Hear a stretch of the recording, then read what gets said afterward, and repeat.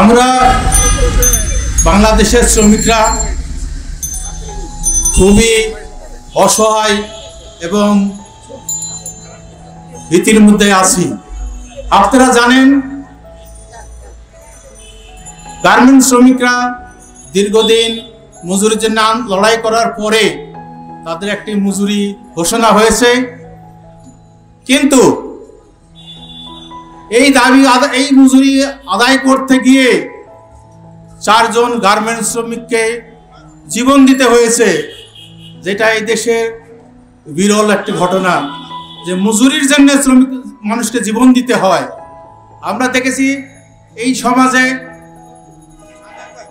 অনেকের মজুরি বৃদ্ধি হয়, আন্দোলন করা লাগে না, অটোমেটিক ঘোষণা হয়ে যায়, কিন্তু শ্রমিকদের মজুরি বৃদ্ধি করার জন্য আন্দোলন করতে হয়, জীবন দিতে হয়। এই মজুরি ঘোষণার পরপরই আমরা লক্ষ্য করলাম গার্মেন্টস সেক্টরের শ্রমিকদেরকে ছাঁটাই করা হচ্ছে, চাকরিচ্যুত করা হচ্ছে, গার্মেন্টস কারখানা বেআইনিভাবে বন্ধ করে দেওয়া হচ্ছে। সে ব্যাপারে সরকারের কোনো শ্রমিকদের রক্ষা করার জন্য কোনো ব্যবস্থা আমরা লক্ষ্য করছি না। এই নির্বাচনের পরে লক্ষ্য করলাম হকারদের কোনো কর্মসংস্থানের ব্যবস্থা না করেই হকার উচ্ছেদ করা হচ্ছে। হকাররা এজন্য আন্দোলন করছে, সংগ্রাম করছে। আমি সরকারের কাছে দাবি জানাতে চাই, গার্মেন্টস শ্রমিকদেরকে তার কর্মসংস্থানে, কর্মজায়গাতে তাদের কর্মপরিবেশ এবং তাদের চাকরির নিশ্চয়তা বিধান নিশ্চিত করতে হবে। পুনর্বাসন ছাড়া হকার উচ্ছেদ করা যাবে না।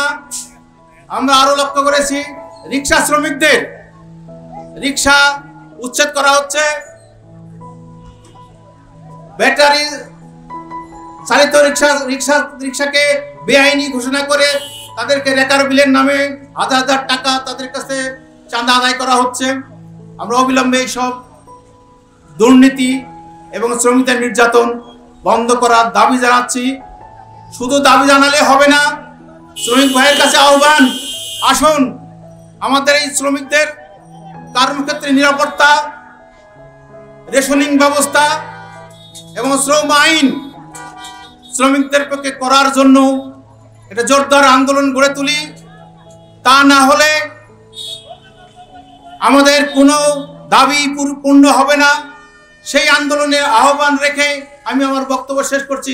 সবাইকে ধন্যবাদ।